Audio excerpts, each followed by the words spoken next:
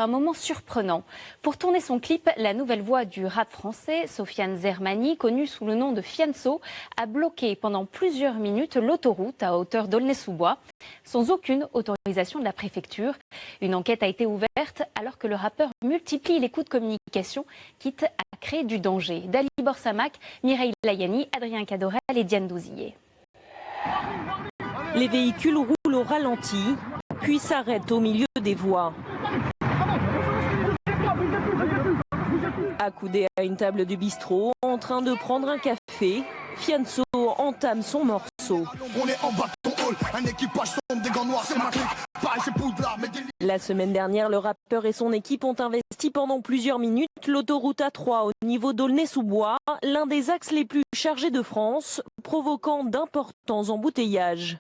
Un tournage illicite dont il s'est vanté le soir même sur les réseaux sociaux. Prendre un café sur l'autoroute, ça n'a pas de prix. Dans un communiqué, le préfet de Seine-Saint-Denis a souligné le comportement irresponsable de Fianso et de ses complices et annoncé l'ouverture d'une enquête pour entrave à la circulation.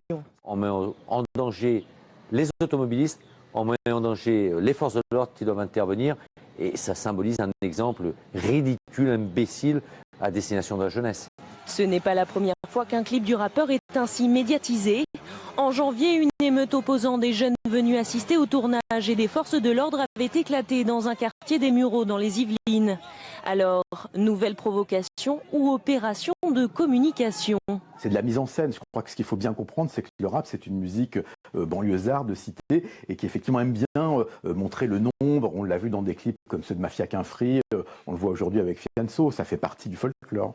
Le clip posté vendredi a déjà été visionné près de 4 millions de fois, mais faire ainsi le buzz a un prix.